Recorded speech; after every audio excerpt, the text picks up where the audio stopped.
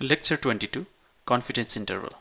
In lecture 21, we introduced confidence interval. Here we will dig more deeper. Task 1, upload drowsiness data. The data represents a fictitious survey of 100 patients that used a particular medicine. Number 1 represents patient that reported a side effect, that's drowsiness. 0 stands for patient that did not report any drowsiness as a side effect. In order to be sold without a doctor's prescription, the US FDA requires that a drug must have less than 10% of patients reporting drowsiness as a side effect. And also, FDA requires at least 99% certainty for statistical testing purposes. Here I have uploaded the drowsiness data in Excel, so you can see zeros and ones, right? Perform the appropriate statistical tests or procedure in order to decide if this particular drug satisfies the FDA requirement. So we would go for confidence interval. Why? Since we want less than 10% of patients reporting drowsiness. So this should be said with 99% certainty. Okay. Now, what is the margin of error? Now let's go for average and find everything. So average is simply, you can just go for this. Average is 0.08. Standard deviation 100%. Okay, so that's fine. 0.27. Margin of error is given by equals confidence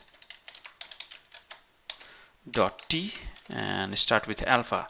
We want alpha to be 99%, which is 0.01. Okay, comma standard deviation is 0.27. 2. Okay, that's fine. Comma size is 100, right? There are 100 patients. Okay. So 0.7093. Then confidence interval CI is the left endpoint would be equals average. Average is 0.08 minus margin of error is 0.07. Okay, so that's it. And right endpoint for this one is equal 0.08 plus 0.07. Okay, so confidence interval is 0.01, that's the left endpoint, and 0.15, that's the right endpoint. So this means that is 1%, right? Or 0.15 means 15%. The confidence interval is from 1% to 15%. Okay, so we have gotten this. So what is the statistical interpretation? The average is 0.08, which means 99% confidence interval is 1% up to 15%. Since FDA requirement of 10% is inside this interval, we cannot 99% certainty claim that this new drug has a percentage of drowsiness below 10%. Okay, so confidence interval is from 1% to 15%, which is higher than 10%. Although we had this 0.08, which is simply 8% of the patients reported the drowsiness. Okay, so that's why we cannot say with 99% certainty that the percentage of drowsiness is below 10%. Okay, what is the conclusion? Although the percentage of people that experience drowsiness is 8%, okay, it's less than FDA requirement 10%, we cannot statistically conclude that this drug has 10% patients, less than 10% patients that experience drowsiness. Okay, now here please read this yourself, and here we have a practical example. Let's go for this practical example. An anecdote. The confidence interval is one very powerful and sometimes hard to grasp concept. The following is a true story and it should serve as a nice example. For legal purposes, we will keep the nature of this company undisclosed. It was early 2000s and the company in question is a nationwide institute that deals with some emergency situations. In other words, they offer this service and charge their clients. Now, since these emergency interventions involve some highly paid professionals, and since occasionally the billing of this service is in dispute, a comprehensive government oversight is enforced. To be precise, the company in question conducts a serious business and the last thing on their mind was to make money by cheating their customers. With this in mind, they implemented a very careful control. They consistently conducted numerous inspections. They randomly survey the same files that government auditors do.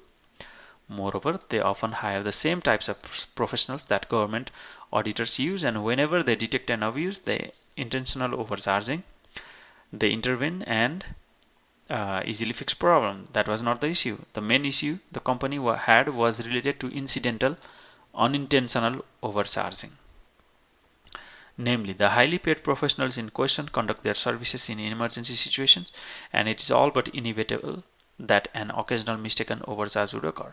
The government decided that 5% of these occasional mistakes are allowed, are maximum allowed, and that was the main sticking point. Government audits are performed periodically, and the actual audit consists of government randomly picking 100 or so of the company files, hiring independent experts to investigate if the charges are reasonable or not.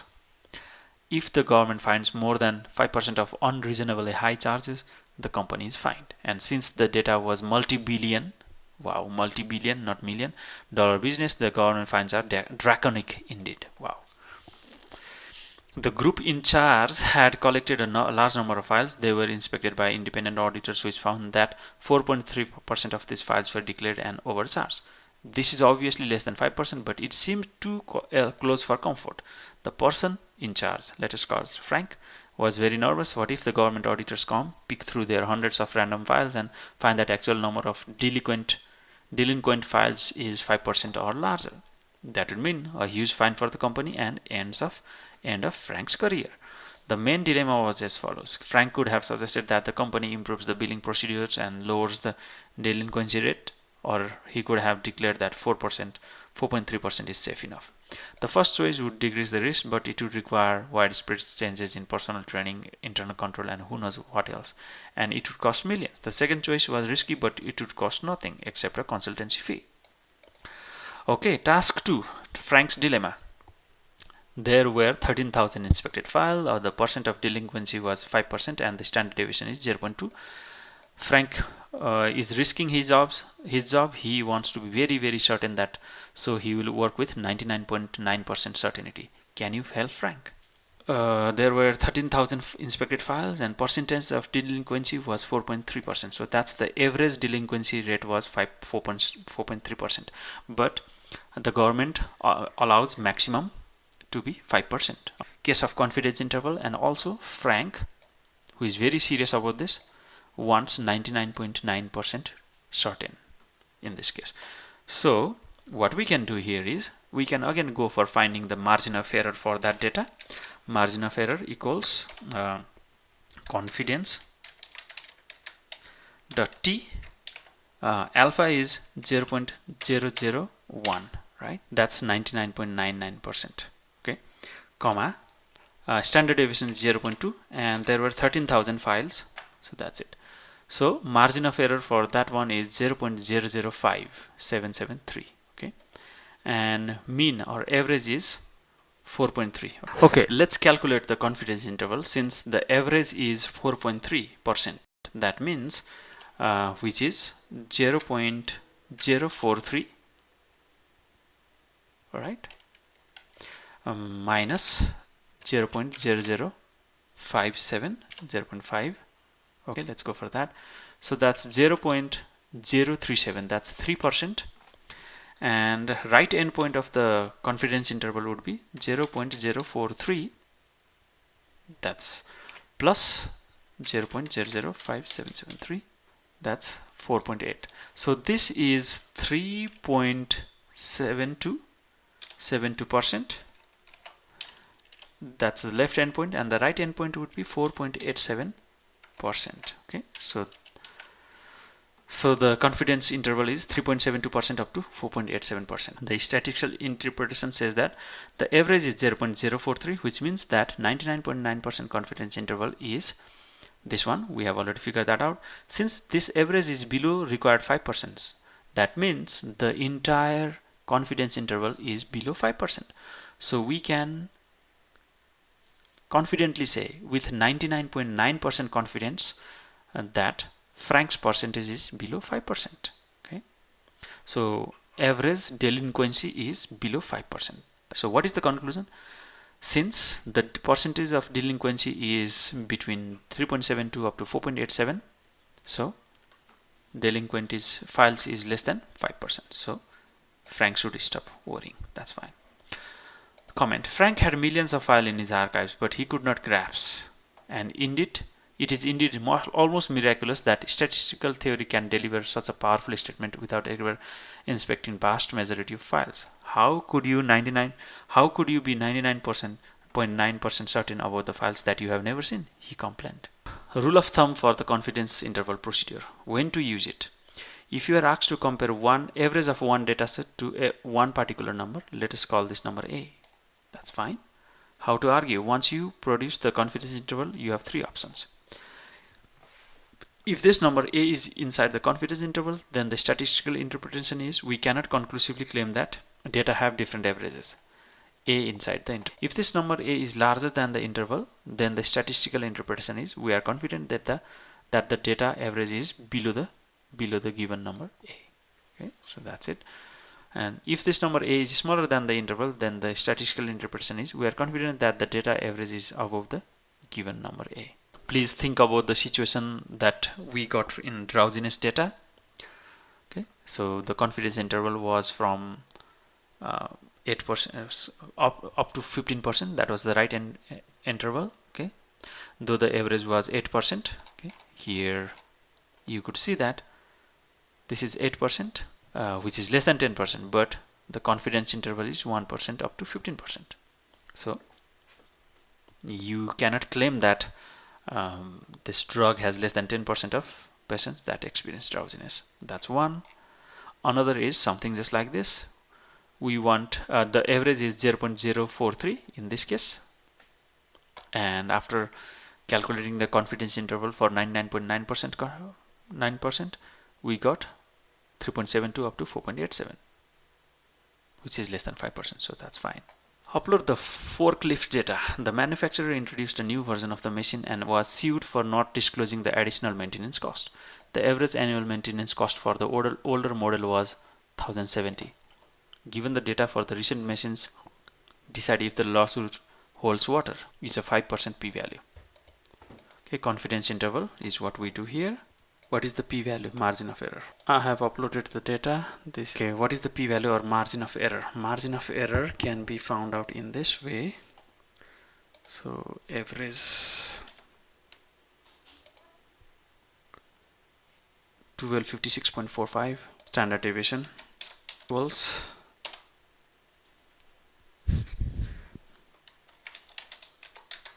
standard deviation from A2 up to A41. That's fine. 790.68. Margin of error is equals confids.t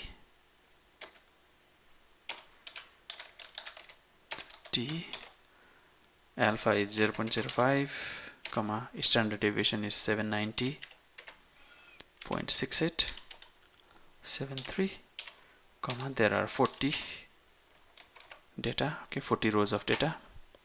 So margin of error is 252.8741, 250. So let's go for confidence interval.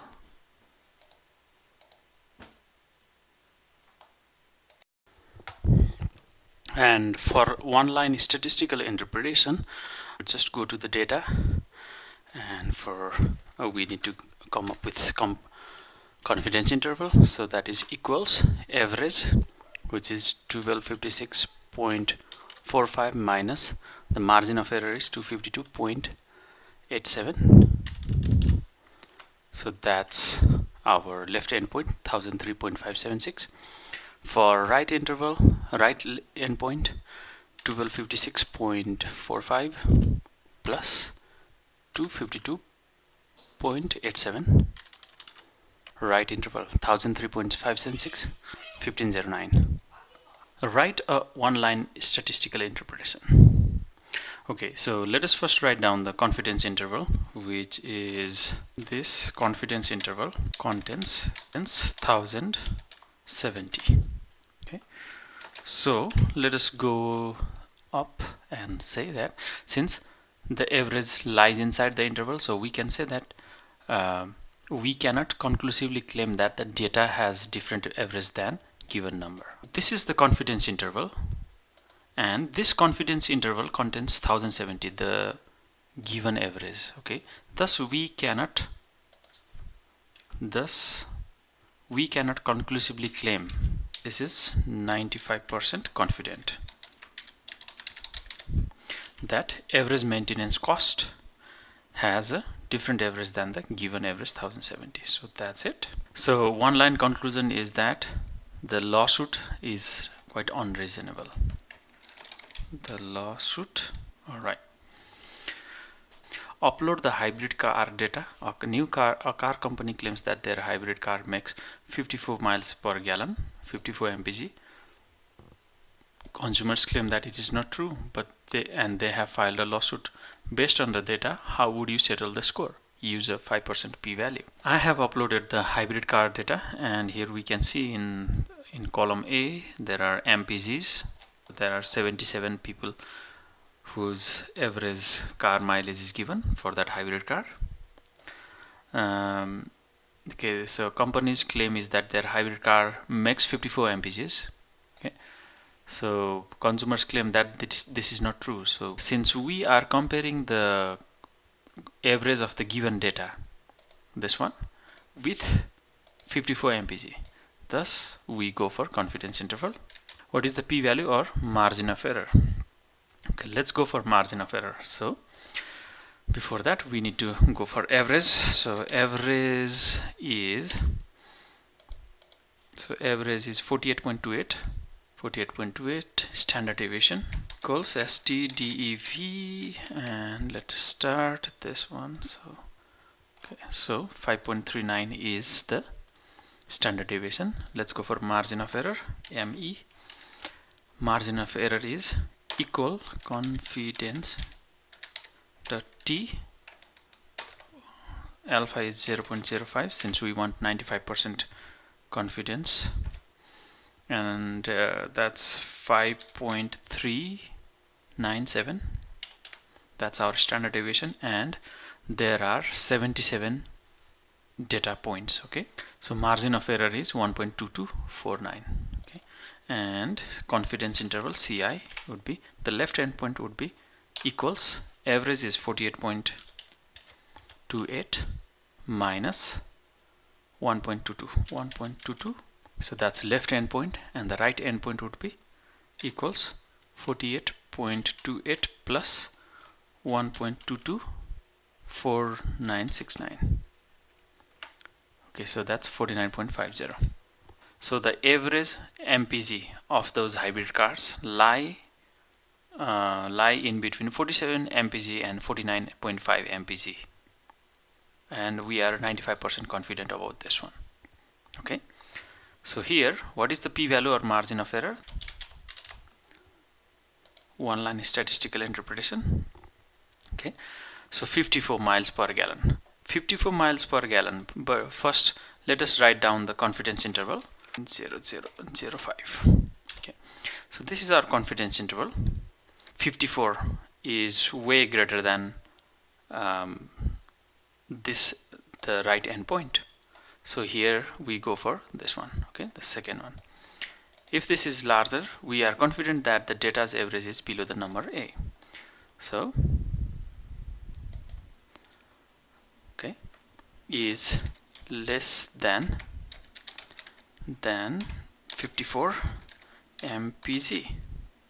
So we are 95% confident Pani's claim of 54 mpg. Average mpg is below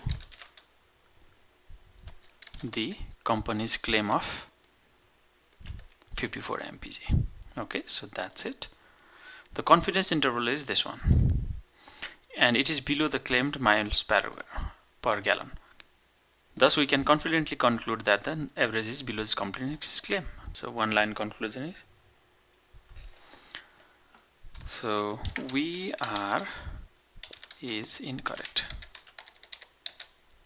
Okay, so that's it. So we can conclude that it is very likely that company's claim is incorrect. Okay, so that's all. Alright, so go through this again. Alright, this will help us to write down the statistical interpretation and we can later on use that to write down the conclusion. Okay, let's go for the end discussion about G-test and T-test. Okay, so you have already heard about T-test and we have done it several times, but G-test, that could be new thing for you. Okay, additional material for inquisitive students, not essential for this course, but let us discuss anyway. This is another unnecessary complication one sees in standard textbook, namely G-test. This is another unnecessary complication one sees in standard textbook, namely it turns out that if we compare two averages and if we happen to know their standard deviations, we can perform G-test instead of T-test. What are the advantages? Since G-test uses additional information, standard deviation, it is more accurate. It can detect statistical difference when T-test fails to do so. Okay, so why did we skip it then? Because in practice it's almost never used. Why not? Allow me to explain. Let us take the above soda data example. The averages for S soda and no soda was 94.4 and 89.7 for no soda respectively, and we wanted to test if this difference was significant. The T-test returned a large p-value that was nearly 0.24 something, and we concluded that this difference is not significant. Yes, since the p-value was greater, so we couldn't conclude that the difference was significant. Imagine now the school administrator know the standard deviation of the weight for the population of all students in this school is 10 pounds. Then indeed a G-test would be appropriate, and maybe it would have returned a better or smaller p-value. But how could they know the standard deviation of the entire population if they do not even know what their averages are? And keep in mind that a G-test requires the standard deviation of the entire population, and not just the standard deviation based on these two samples. Oh, okay, so that requires a lot of work. That means you need to find the standard deviations for the entire population, not for just the sample of 10 students on each college, each school. Okay, so and it gets worse for the G-test. Let us examine this assertion, more accurate performance of a G-test. It turns out that as long as we have a decent number of data points, around 15 to 30, this is more accurate. Performance is barely noticeable. That's good. Okay, and if we have more than 30 data points, it essentially disappears. That means it's not that accurate. In conclusion, in order to justify the usage of G-test, one should somehow know the population standard deviation. That means there's a lot of work, and have a small sample size. Okay, but while estimation, you can easily imagine that if you have a bigger sample size, then it will be much more accurate to the population, right? The reality check: if these two requirements are satisfied, then G-test tends to perform considerably better. In fact, one could easily be in a situation where sample size is just n equals 4 and test procedure produces a p-value of 0.12, while a G-test gives a p-value of 0.001. However, in order to justify such a dramatic p-value improvement, one must be able to argue condition A. That means we need to get the population standard deviation, and this must be left to professional statisticians. Okay, the T-test is safer, more conservative, and does not require external professional help. Consequently, the vast majority of tests one encounters in scientific, engineering, and business literature use the T-test only, and we did the same. Okay, so practically G-test is never ever used, since due to this criteria, you need to find the standard deviation of the entire population, so which is quite hard to get. Thus, that's why we have skipped G-test in our course, but instead we use T-test, and we know about what is one-tailed T-test and two-tailed T-test. Okay, so that's all for lecture 22.